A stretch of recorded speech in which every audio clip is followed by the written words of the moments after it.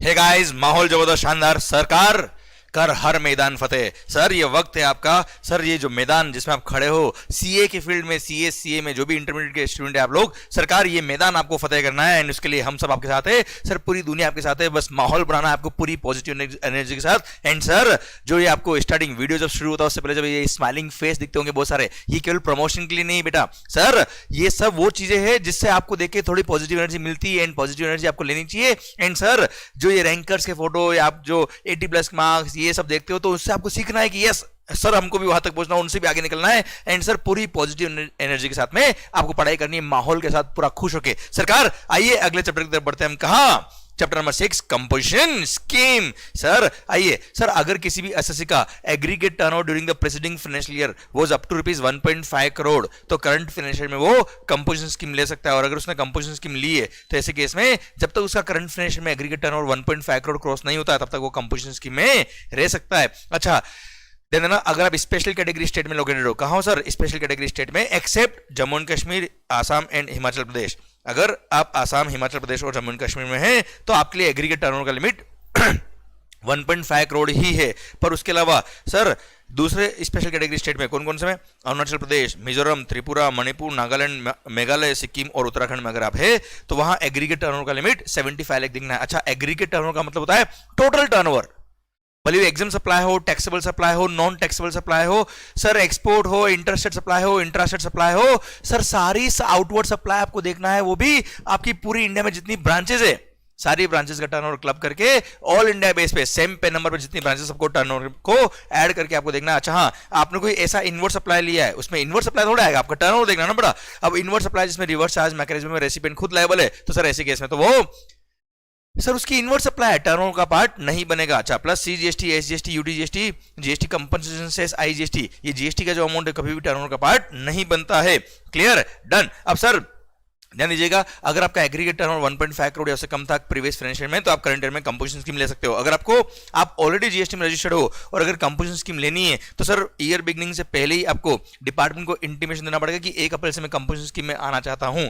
Clear, mid of the financial में आप composition में नहीं आ सकते। हाँ, exit from the composition scheme can be done any time, कोई दिक्कत नहीं है। सेकंड थिंग, अगर आप नए रजिस्ट्रेशन के लिए अप्लाई कर रहे हो और आपको कंपोजिशन में आना है तो ऐसे केस में जिस दिन आपने रजिस्ट्रेशन के लिए अप्लाई किया उस रजिस्ट्रेशन फॉर्म के अंदर ही आप मेंशन कर दोगे, कॉलम आता है वहां पे कि सर मेरे को कंपोजिशन स्कीम में आना है, तो जिस दिन से आप रजिस्टर्ड हो उस दिन से ही कंपोजिशन स्कीम में आ जाएंगे। अब अगर कंपोजिशन स्कीम में आए हो तो सर टैक्स कितना पे करना है सरकार? अच्छा सर टैक्स कितना पे करना है अगर आप एक मैन्युफैक्चरर है, अच्छा हम आगे बात करेंगे। कुछ स्पेसिफाइड कैटेगरी ऑफ गुड्स है जिसके अगर आप मैन्युफैक्चरर हो तो सर आप कंपोजिशन स्कीम नहीं ले सकते, वो हम आगे बात करने वाले हैं। सर अब अगर आप मैन्युफैक्चरर है तो सर आप पे रेट ऑफ टैक्स कितना है? 1%। कितना है बेटा? 1%। 0.5% सीजीएसटी, 0.5% एसजीएसटी। और ध्यान रखना इंटर स्टेट आउटवर्ड सप्लाई तो वैसे भी नहीं कर सकते। क्लियर, इसलिए आईजीएसटी की लायबिलिटी कभी भी कंपोजिशन सप्लायर को नहीं आएगी। इंटर स्टेट आउटवर्ड सप्लाई करते ही कंपोजिशन से बाहर। क्लियर, तो 0.5% पर 0.5 प्लस 0.5 किसका? एंटायर टर्नओवर का, टर्नओवर इन द स्टेट का। अब आप मान लो कुछ गुड्स आपके टैक्सेबल और कुछ क्या है एग्जेम्प्ट है। अगर आप मैन्युफैक्चरर है तो टैक्सेबल प्लस एग्जेम्प्ट दोनों का 1% आपको टैक्स पे करना है। 0.5% सीजीएसटी, 0.5% एसजीएसटी। क्लियर, अगर आप रेस्टोरेंट या आउटडोर कैटरिंग सर्विस सप्लायर है तो ऐसे केस में 5% rate of tax, again entire turnover का, turnover in the state, taxable plus exempt दोनों का 5% आपको टैक्स पे करना पड़ेगा। पर अगर आप ट्रेडर है और अगर आपने कंपोजिशन स्कीम ली है तो सर आपको केवल 1% जो टैक्स पे करना है, 0.5% प्लस 0.5% जो टैक्स पे करना है वो केवल टैक्सेबल सप्लाई से करना है। टैक्सेबल गुड्स और टैक्सेबल सर्विसेज का ही 1% टैक्स पे करना है। मान लो मैं एक ट्रेडर हूं और टैक्सेबल गुड्स और एग्जाम गुड्स दोनों बेचता हूं तो ऐसे केस में केवल टैक्सेबल गुड्स है उसका 1% टैक्स पे करना है, एग्जाम गुड्स का मुझे टैक्स पे करने की जरूरत नहीं है। पर अगर आप मैन्युफैक्चरर हो या रेस्टोरेंट सर्विस सप्लायर हो या आउटडोर कैटरिंग सर्विस सप्लायर हो, आपने कंपोजिशन लिया तो टैक्सेबल हो या एग्जाम हो, सबका आपको 1% या रेस्टोरेंट के केस में 5% टैक्स पे करना होता है। Clear, done. अच्छा ध्यान रखना बेटा, सर जब एग्रीगेट टर्नओवर हम काउंट करेंगे सर एलिजिबिलिटी के लिए प्रीवियस फाइनेंशियल का टर्नओवर आपका 1.5 करोड़ या उससे कम है तो करंट ईयर में आप एलिजिबल हो, और जब तक आपका टर्नओवर 1.5 करोड़ क्रॉस नहीं होता तब तक आप कंपोजिशन में रह सकते हो। तो यहाँ पे एलिजिबिलिटी के लिए जो 1.5 करोड़ देखा जाता है उसमें हम सर इंटरेस्ट का इनकम जो होता है, इंटरेस्ट अगर आपने किसी को लोन दिया, एडवांसेस दिए, उसके लिए आपको इंटरेस्ट रिसीव हुआ, इंटरेस्ट को कहीं पे भी काउंट नहीं करते, टर्नओवर में इंक्लूड नहीं करने का। ऑल्दो वो एग्जाम टर्नओवर है, एग्जाम सप्लाई ऑफ सर्विस है, फिर भी वो टर्नओवर में काउंट नहीं होगा। आप तो ध्यान रखिएगा पूरे कंपोजिशन स्कीम में आपने किसी को लोन दिया, एडवांस दिया है, डिपॉजिट दिया, उस पर इंटरेस्ट आ रहा है, उसको कहीं पे भी काउंट करने का ही नहीं। सर सेकंड थिंग, सर अगर आपका करंट ईयर में नया रजिस्ट्रेशन हुआ है, क्लियर, करंट ईयर में अगर आपका नया रजिस्ट्रेशन हुआ है तो फर्स्ट 20 लाख या 40 लाख जो भी आपको एग्जामिशन मिला है, बेसिक एग्जामिशन, क्लियर, जब तक आपको रजिस्ट्रेशन की रिक्वायरमेंट नहीं थी सर, वो भी तो आपके एग्रीगेट टर्नओवर का पार्ट बनेगा ना भाई। जैसे मान लो 20 लाख तक आपको एग्जामिशन था, 20 लाख का टर्नओवर क्रॉस हुआ, नेक्स्ट आपका टर्नओवर हो गया मान लो 35 लाख टोटल, तो एग्रीगेट टर्नओवर कितना है 35 लेके, भले ही 20 लाख तक आप रजिस्टर्ड नहीं थे तो भी एग्रीगेट टर्नओवर तो 35 लेके बेटा। पर अब बात आती क्या, जब टैक्स पे करने की बात आएगी, टैक्स पे करने की जब बात आएगी तब आपको ऑब्वियसली 20 लाख तक आप रजिस्टर्ड ही नहीं थे तो उस पर लायबिलिटी तो आएगी नहीं। अब जैसे मान लो आपका टर्नओवर था 35 लाख तो 15 लाख पे टैक्स पे करना है, तो टैक्स पे करते वक्त जो टर्नओवर इन द स्टेट हम काउंट करते हैं, टैक्सेबल टर्नओवर हम जब काउंट करते हैं तब जब तक आप रजिस्टर्ड नहीं थे जीएसटी के अंदर उस अमाउंट को हम इंक्लूड नहीं करेंगे for the purpose of payment of tax. और सर टैक्स जो पे करना है वो रजिस्ट्रेशन के बाद जो आपकी लायबिलिटी आई है उसी पे टैक्स पे करना है, उससे पहले वाले टर्नओवर को इंक्लूड नहीं करना है। सेकंड थिंग, टैक्स पे करते वक्त अगेन इंटरेस्ट की जो रेवेन्यू थी उसको इंक्लूड नहीं करने का, टर्नओवर में इंटरेस्ट पे कोई टैक्स पे नहीं करना होता है आपको, क्लियर, डन। अच्छा, ट्रेडर के केस में तो वैसे भी टैक्सेबल सप्लाई ऑफ गुड्स और सर्विसेज को काउंट करते हैं बेटा, यहाँ पे टैक्सेबल हो या एग्जाम तो दोनों को काउंट करते हैं, इसलिए ध्यान रखना यहाँ पर इंटरेस्ट की रेवेन्यू को इंक्लूड नहीं करना है for the purpose of payment of tax, clear. माहौल सरकार now procedure for opting for scheme, sir मैं ऑलरेडी बात कर चुका हूं आपके लिए। सरकार नेक्स्ट है क्या, who are not eligible for the composition scheme, कौन कौन एलिजिबल नहीं है, सेक्शन नंबर 10 सबसेक्शन 2 बोलता है क्या, अगर आप सप्लायर ऑफ सर्विसेज है, supplier of services other than restaurant और आउटडोर कैटरिंग सर्विसेज, तो ऐसे केस में आप एलिजिबल नहीं है कंपोजिशन स्कीम के लिए। हाँ, सर्विस सप्लायर के लिए सेक्शन नंबर 10 सबसेक्शन 2A दे रखा है, क्लियर, सर वहां जाइए, ये वाले स्कीम के लिए आप एलिजिबल नहीं है। पर हाँ, अगर आप गुड्स से सप्लायर हो या रेस्टोरेंट और आउटडोर कैटरिंग सर्विस सप्लायर करते हो, क्लियर, और साथ में कुछ सर्विसेज भी आप प्रोवाइड करते हो तो मार्जिनल सर्विसेज अलाउड है कितना सर, थोड़ी बहुत सर्विसेज आप दे सकते हो, कितना 10% of the turnover in the state in the preceding financial year और ₹5 लाख व्हिचएवर इज हायर तक की सर्विसेज आप करंट ईयर में दे सकते हो। पर हाँ, प्रीवियस फाइनेंशियल में टर्नओवर इन द स्टेट का जब टर्नओवर निकालेंगे उसमें आप इंटरेस्ट की रेवेन्यू को इंक्लूड नहीं करने का। करंट ईयर में sir 10% of the turnover in the state of the previous year और 5 लाख व्हिचएवर इज हायर, ये जब लिमिट देखेंगे सर्विसेज का टर्नओवर जब देखेंगे करंट ईयर में उसमें भी इंटरेस्ट की रेवेन्यू को इंक्लूड नहीं करने का। एंड सर इतने अमाउंट तक की सर्विसेज आप दे सकते हो करंट ईयर में सर, पर उस पर भी नॉर्मल जो रेट है टैक्स का कितना 1% या 5% इस केस में भी इतना आपको पे करना पड़ेगा सर। ओके सर, क्लियर, तो मार्जिनल सर्विसेज आप प्रोवाइड कर सकते हो अगर आपने कंपोजिशन स्कीम लिया सेक्शन 10(1) का तो भी। ओके सर, सेकंड आता है क्या, you should not be engage in supply of such goods और सर्विसेज और both which are not leviable to GST, जैसे घूम लो और झूम लो, पेट्रोल डीजल या दारू अगर आप बेचते हो या आप सप्लाई करते हो तो उस पर आप जीएसटी लेवी नहीं होता है, तो ऐसे केस में आप कंपोजिशन स्कीम ले ही नहीं सकते। नेक्स्ट सर, आप इंटरस्टेट आउटवर्ड सप्लाई करते हो, सर इंटरस्टेट इनवर्ड सप्लाई ले सकते हो, आप परचेज करके ला सकते हो, इंटरस्टेट सेल नहीं कर सकते आप, गुड्स हो या सर्विसेज हो, क्लियर। आप ऐसे किसी इलेक्ट्रॉनिक कॉमर्स ऑपरेटर के थ्रू गुड्स या सर्विस सप्लाई करते हो जहां पर टीसीएस लगता है साहब, टीसीएस कलेक्ट करने की लायबिलिटी आती है ईसीओ पर, तो ऐसे केस में आप कंपोजिशन स्कीम से बाहर सर। देन आप फॉलोइंग नोटिफाइड गुड्स के अगर आप मैन्युफैक्चरर है तो कंपोजिशन स्कीम नहीं ले सकते। कौन कौन से, ice cream and other edible ice whether और not containing cocoa, pan masala, aerated water, Thums Up वगैरह होते हैं ना बेटा विद एडेड शुगर वगैरह बेटा। Then all tobacco and manufacture tobacco substitutes. Then ये जो नए गुड्स एड हुए फ्लाई एश ब्रिक्स और फ्लाई एश एग्रीगेट विद 90% और मोर फ्लाई एश कंटेंट और fly ash block, bricks of fossil meals और similar siliceous earth, building bricks, earthen और roofing tiles. Sir इनके अगर आप मैन्युफैक्चरर है, आई रिपीट मैन्युफैक्चरर है, ट्रेडर है तो चलेगा सर, मैन्युफैक्चरर तो कंपोजिशन से बाहर। देन अगर आप एक कैजुअल टैक्सेबल पर्सन है या एनआरटीपी तो कंपोजिशन स्कीम आपके लिए नहीं है, आपको नहीं मिलेगी सर, क्लियर, डन। सरकारी सर्कुलर वगैरह बता चुका हूं। अच्छा एक बात ध्यान रखिएगा सर, अगर आप एक बेकरी चलाते हो सर, अरे भाई पेस्ट्री वगैरह मिलती ना सर, सर ध्यान देना बेटा, अब वहां पे भले ही ईटिंग जॉइंट नहीं है, वहां बैठ के खाने की कोई जगह नहीं है, क्लियर, आपको बेकरी से पेस्ट्री खरीदी आपने और वही खड़े होकर खाना खा लो, घर लेना ले जाओ, फिर भी उसको सरकार रेस्टोरेंट के स्कोप में आएगा वो, ध्यान देना, भले वहां sir services by way of serving of food और drinks including by way of bakery, ये रेस्टोरेंट के स्कोप में आएगा और यहाँ पे 5% की रेट लगेगी, ये मैन्युफैक्चरर के स्कोप में नहीं आएगा बेटा। Okay done. फिर सर सर्कुलर आता है रिगार्डिंग क्लाउड किचन और central kitchen. Sir cloud kitchen और सेंट्रल किचन भले वहाँ पे बैठ के खाने की व्यवस्था नहीं है सर केवल होम डिलीवरी है या पिकअप दे रखा है सर तो ऐसे केस में कोई दिक्कत नहीं है। क्लाउड किचन की केस में भले वहाँ बैठ के खाने की जगह नहीं है, क्लियर, आप पिकअप कराइए, आप घर पे डिलीवर कराइए तो भी वो रेस्टोरेंट के स्कोप में आएगा साहब सर, और रेस्टोरेंट के प्रोविजन लगेंगे और रेस्टोरेंट के अकॉर्डिंग उसको 1.5 करोड़ की कंपोजिशन स्कीम मिलेगी। सर सेंट्रल किचन क्या होता है, एक कॉमन किचन होता है जहाँ पे बहुत सारे रेस्टोरेंट वाले एरिया शेयर करके सर एक ही जगह से खाना बना के सर्व करते हैं लोगों को, वो भी सर रेस्टोरेंट के स्कोप में आएगा, कोई दिक्कत वाली बात नहीं है। देन सर आइसक्रीम पार्लर जो होते हैं साहब, आइसक्रीम पार्लर्स क्या होता है सर आपने देखा होगा हेवमोर के आइसक्रीम पार्लर, नेचुरल आइसक्रीम के आइसक्रीम पार्लर, सर वो क्या करते हैं सर ऑलरेडी मैन्युफैक्चर्ड आइसक्रीम का ट्रेडिंग करते हैं केवल वो लोग, क्लियर। तो 2000 जस्ट ट्रेडर सर वो लोग रेस्टोरेंट के स्कोप में नहीं आएंगे सर। ऑल दो वहां पे वो हो सकता है वहां बैठ के आइसक्रीम खाने की जगह भी होती है सर, फिर भी वो ट्रेडिंग के स्कोप में आएंगे। थोड़ी बहुत सर्विसेज हो सकता है वो सप्लाई करे, पर अकॉर्डिंगली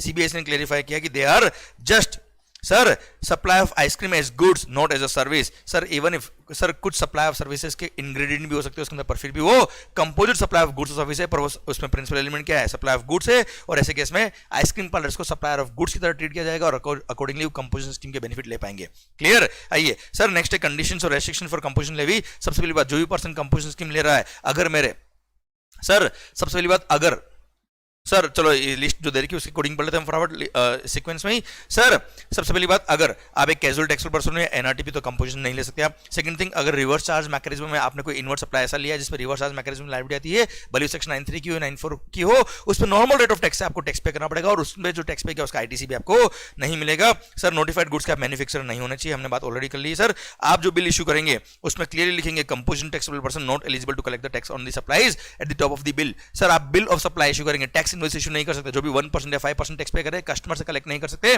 आपको अपनी पॉकेट से पे करना है। You can't issue tax invoice, you will have to issue a bill of supply. आपको कोई क्रेडिट नहीं मिलेगा, ना आपके कस्टमर को उस बिल के बेस पे क्रेडिट मिलेगा। प्लस आपको अपनी दुकान पर एक प्रोमिनेंट प्लेस लिखना पड़ेगा, क्या, composition taxable person. Okay sir other point क्या है, आपको बिल ऑफ सप्लाई इशू करना पड़ेगा instead of tax invoice. Sir you can not collect the tax from the customer, input tax credit आपको नहीं मिलेगी और आपके कस्टमर को भी नहीं मिलेगी। सर अगर आपको कंपोजिशन स्कीम लेना है तो सेम पेन नंबर पर जितने भी आपके ब्रांचेस, जितने भी प्लेस ऑफ बिजनेस रजिस्टर्ड है, उन सबको यूनिफॉर्मली एक साथ कंपोजिशन से स्कीम लेना पड़ेगा। अगर एक भी ब्रांच कंपोजिशन से बाहर तो सारी ब्रांच कंपोजिशन से बाहर। अच्छा एक बात और ध्यान रखिएगा बेटा, अगर मान लो एक ब्रांच आपकी कहाँ है, वो स्पेशल कैटेगरी स्टेट में जहां पे एग्रीगेट टर्नओवर लिमिट कितना है 75 लाख है, और सर एक ब्रांच का है महाराष्ट्र में जहां पे 1.5 करोड़ की लिमिट है मान लो। सर अब सर जैसे ही मान लो मणिपुर वहां पे 75 लाख का टर्नओवर लिमिट है, एक ब्रांच वहां पर एक ब्रांच यहां पर है, एग्रीगेट टर्नओवर देखना है, दोनों ब्रांच का टर्नओवर क्लब करके फिर देखना है। अब मान लो दोनों ब्रांच का टर्नओवर क्लब करा और जैसे ही वो 75 लाख क्रॉस हुआ, सर आपका मणिपुर वाला ब्रांच कंपोजिशन से बाहर। जैसे ही मणिपुर ब्रांच कंपोजिशन से बाहर तो ऑल इंडिया में जितनी भी ब्रांच है वो कंपोजिशन से बाहर। इसका मतलब क्या हो गया, अगर आपका एक भी ब्रांच उन स्पेशल कैटेगरी स्टेट में रजिस्टर्ड है तो ऑल इंडिया बेस पर आपका aggregate turnover limit will be 75 lakh only. सरकार देन सर आप इंटरेस्टेड परचेज कर सकते हो, कोई दिक्कत नहीं है सर, इंटरेस्टेड सप्लाई पर रेस्ट्रिक्शन है, क्लियर। और अगर आपने कंपोजिशन के लिए एलिजिबल नहीं थे फिर भी कंपोजिशन आपने ले ली तो ऐसे केस में डिपार्टमेंट सेक्शन नंबर 73 और 74 लगा के आप पे सर जो एक्सेस टैक्स बनता है वो आपसे रिकवरी करेगा, डिफरेंस अमाउंट ऑफ टैक्स लेगा, नॉर्मल टैक्स जो बनता है उतना आपसे रिकवरी करेगा। सर आइए sir validity of the composition levy, सरकार ये बोला है क्या, जैसे ही आप कंपोजिशन स्कीम की कोई भी कंडीशन वायलेट करते हैं उस दिन से आप कंपोजिशन से बाहर, या फिर आप चाहे तो वॉलंटरी भी कंपोजिशन से बाहर आ सकते हो, या फिर आपका 1.5 करोड़ टर्नओवर क्रॉस हो गया, एग्रीगेट टर्नओवर 75 लाख क्रॉस हो गया, ऐसे केस में भी आप कंपोजिशन से बाहर। जैसे ही आप कंपोजिशन से बाहर हुए सर आपको उसका इंटीमेशन डिपार्टमेंट को देना पड़ेगा विद इन नेक्स्ट 7 डेज कि साहब मैं इस दिन से इस टाइम से कंपोजिशन से बाहर हो गया हूं, इस इनवॉइस से कंपोजिशन से बाहर हो गया हूं। प्लस सर जैसे आप कंपोजिशन से बाहर होते हो, हमने आईटीसी चैप्टर में पढ़ा था क्या, जितना भी इनपुट स्टॉक में है, जितना भी कैपिटल गुड स्टॉक में जो लास्ट 1 साल में परचेज किया है उनका प्रोपोर्शनेट आपको आईटीसी मिलता है। तो सर वो इनपुट का जो भी स्टॉक आपके पास है उसका स्टॉक स्टेटमेंट आपको देना पड़ेगा विद इन 30 डेज। जिस दिन आप कंपोजिशन से बाहर निकले उसके 30 दिन के अंदर आपको स्टॉक स्टेटमेंट सबमिट करना पड़ेगा in form number GST ITC 001 sorry, clear, in form number GST ITC 01 आपको स्टॉक स्टेटमेंट देना पड़ेगा कि इन स्टॉक का मैं क्रेडिट ले रहा हूं, क्लियर, डन। आइए composition scheme for service supply section number 10 subsection 2 है, मैक्सिमम पॉइंट जो हमने नॉर्मल कंपोजिशन स्कीम के पढ़े वो यहाँ पे भी सेम है, पर हाँ सर जो नेक्स्ट पॉइंट है सर्विसेज के लिए वो क्या क्या है। सबसे पहली बात यहाँ पे एग्रीगेट टर्नओवर लिमिट कितना है, 50 लाख है। सर वहां पे 1.5 करोड़ था, रेस्टोरेंट और आउटडोर कैटरिंग सर्विस के लिए भी 1.5 करोड़ था, यहाँ पे बाकी सारी सर्विसेज के लिए 50 लाख है। अगर आप ओनली सर्विसेज दे रहे हो सर ये स्कीम लोगे, उस स्कीम के लिए आप एलिजिबल नहीं हो। सेकंड थिंग सर आप सर्विसेज के साथ में कुछ गुड्स भी दे सकते हो, क्लियर। अच्छा आप अगर गुड्स भी सप्लाई कर दो, साथ में कुछ सर्विसेज भी दे रहे हो, तो सर बेटर है कहा जाइए सर सेक्शन नंबर 10 सबसेक्शन 1 की स्कीम लीजिए, क्योंकि वहां 1.5 करोड़ का लिमिट है और वहां पे केवल 1% टैक्स है।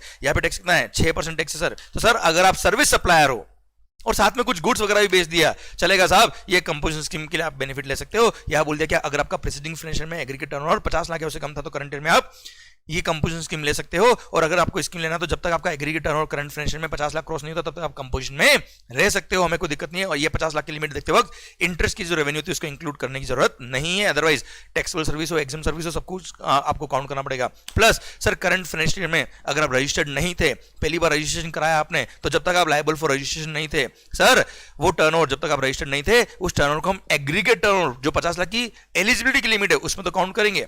पर सर जब टैक्स पे करने की बात आएगी, जब 6% टैक्स पे करने की बात आएगी, तब आपको वही टर्नओवर काउंट करना है जिस पे आपको टैक्स पे करना, मतलब जिसके लिए आप रजिस्टर्ड थे उसके बाद वाला टर्नओवर काउंट करना है, और उसमें भी इंटरेस्ट की रेवेन्यू को इंक्लूड करने की जरूरत नहीं। पर हाँ यहाँ पे दे रखा है ये 6% जो टैक्स पे करना है वो ऑल आउटवर्ड सप्लाईज का करना है, इंक्लूडिंग एग्जाम सप्लाईज। मान लो कोई गुड्स और सर्विस एग्जाम्प्ट है, उसको भी इंक्लूड करेंगे, उसका 6% टैक्स पे करना पड़ेगा, 3% सीजीएसटी, 3% एसजीएसटी। Clear, done. अब सर ध्यान रखना सर, कुछ कंडीशन है किसके लिए, कंपोजिशन स्कीम के लिए, वो सारी कंडीशन जो हमने वहां पढ़ी वही यहाँ पे सेम है, पर बता देता हूं मैं आपको क्या। सबसे पहली बात, आपका एग्रीगेट टर्नओवर 50 लाख है उससे कम होना चाहिए प्रेसिडिंग फाइनेंशियल में। सेकंड थिंग, आप सेक्शन नंबर 10(1) की कंपोजिशन के लिए एलिजिबल नहीं होने चाहिए। एलिजिबल तो वहां जाओ भाई, यहाँ क्यों आ रहा है, वहां तो 1% टैक्स है या 6% टैक्स है सर। देन सर ऐसे कोई गुड्स सर्विस सप्लाई नहीं करनी चाहिए which are not leviable to GST. Interstate outward supply नहीं होना चाहिए आपका, ऐसे आप एनआरटीपी नहीं होना चाहिए, कैजुअल टैक्सेबल पर्सन नहीं होना चाहिए, ऐसे किसी इलेक्ट्रॉनिक कॉमर्स ऑपरेटर के थ्रू सप्लाई ऑफ सर्विस या गुड्स नहीं करने चाहिए जहां पर टीसीएस एप्लीकेबल होता है। सेम पॉइंट आपने वहां पढ़े थे वही है। Then sir you should not be manufacturer of the following goods, आप manufacturer of following goods, same point sir, वही सारे गुड्स कि आप इनके मैन्युफैक्चरर नहीं होने चाहिए। क्लियर, इन फॉलोइंग गुड्स के आप मैन्युफैक्चरर नहीं होने चाहिए, वही सारे गुड्स हमने वहां पढ़े थे, वो सारे के सारे गुड्स यहां लिखे, अगर आप इनके मैन्युफैक्चरर तो आप कंपोजिशन से बाहर। क्लियर, अदर पॉइंट, सबसे पहली बात वही सारे पॉइंट है सर। बिल ऑफ सप्लाई आपको इश्यू करना पड़ेगा, टैक्स इनवॉइस इश्यू नहीं कर सकते, आपके बिल के ऊपर लिखना पड़ेगा क्या, composition taxable person not eligible to collect the tax, you can not collect the tax from the customer. अरे हाँ ना भाई, सर आपके बिल के बेस पे कोई क्रेडिट नहीं मिलेगा, ना आपको कोई क्रेडिट मिलेगा बेटा। Then sir all India base पे जितने भी आपके सेम पेन नंबर पे जितने भी ब्रांच है सब पे कंपोजिशन एक साथ लेना है। एक भी ब्रांच कंपोजिशन से बाहर तो सारी ब्रांच कंपोजिशन से बाहर। अगर रिवर्स चार्ज मैकेनिज्म में आपने कोई इनवर्ट सप्लाई ऐसा लिया जिसमें रिवर्स चार्ज में आपकी लायबिलिटी आती है तो आपको नॉर्मल रेट से टैक्स पे करना है, पर उसका कोई क्रेडिट भी आपको नहीं मिलेगा। जैसे आपका टर्नओवर 50 लाख क्रॉस होता है आप कंपोजिशन से बाहर हो जाएंगे। क्लियर, ये सारी कंडीशंस आप जो हमने बताई वो जब तक आप फॉलो करोगे तब तक ठीक है। जैसे ही आप कंपोजिशन, आपने ये कंडीशन जो मेंशन करी वो वैलिड करी है, कंडीशन से बाहर निकले आप कंपोजिशन से बाहर आ जाओगे। अगर आप कंपोजिशन के लिए एलिजिबल नहीं थी फिर भी कंपोजिशन स्कीम वाला रेट से टैक्स पे किया आपने, तो सेक्शन में 73 74 का सेक्शन यूज करके डिपार्टमेंट आपसे difference amount of tax demand करेगा। क्लियर, अगर आप कंपोजिशन स्कीम लेते हो सर, अगर आप मान लो रेगुलर स्कीम में थे और 1 अप्रैल से मान लो कंपोजिशन स्कीम में आ रहे हो, तो ऐसे केस में जितना भी स्टॉक आपके पास है इनपुट सर भरी रॉ मटेरियल कंडीशन में हो, डब्ल्यूआईपी कंडीशन में हो, फिनिश गुड्स कंडीशन में हो, प्लस जितना भी कैपिटल गुड्स है सर उसका याद है प्रोपोर्शनल क्रेडिट आपको रिवर्स करना पड़ता है, इसलिए उसका stock statement in form number GST ITC 03 आपको सबमिट करना पड़ता है विद इन 60 डेज। और सर वो स्टॉक स्टेटमेंट सबमिट करके आप आईटीसी रिवर्स करेंगे, हमने ऑलरेडी आईटीसी में पढ़ा हुआ सर। क्लियर, देन प्लस यहाँ पे लिखा हो गया सीजीएसटी रूल्स के सारे रूल्स हमने वहां पढ़े गुड्स के कंपोजिशन स्कीम में, वो यहाँ पे भी एप्लीकेबल होते हैं। इसी के साथ भारत माता की जय, कर हर मैदान फतेह। ये फतेह आप तभी कर पाएंगे जब आप में जोश होगा। क्लियर, इसलिए सर हमेशा हर दिन सर ये हर वक्त जब भी आपको डिमोटिवेशन लगता है आपको याद रखना है क्या, हाउस दी जोश हाई सर, माहौल बनना चाहिए, क्योंकि सर माहौल आप ही बना सकते हो। सर आपकी मेहनत ही है जो रंग लाएगी, आपकी मेहनत पे ध्यान रखना सर। कई सारे लोगों के सपने डिपेंडेंट है सर, आपके पेरेंट्स, आपके फ्रेंड्स, आपके दोस्त जो आपसे प्यार करते हैं सर, हम सब लोग सर हम आपसे सर बहुत उम्मीद करते हैं कि आप पढ़ाई करें अच्छे से। अच्छा रिजल्ट क्या आएगा वो भगवान के भरोसे है, कोई दिक्कत नहीं, पर आप अपनी सच्ची मेहनत करें, अच्छी पॉजिटिव डायरेक्शन करें और स्मार्टली आप पढ़ाई करें सर। केवल गधा मजदूरी नहीं करनी बेटा, केवल हार्ड वर्क ही नहीं करना है, हार्ड वर्क के साथ में स्मार्ट वर्क भी होना चाहिए, माहौल बनना चाहिए, पर पूरी पॉजिटिव एनर्जी के साथ खुश होकर सर खुश होकर पढ़ाई करिए, that will be more important. माहौल, all the best, take care, मिलते हैं नेक्स्ट चैप्टर के लिए, बाय बाय।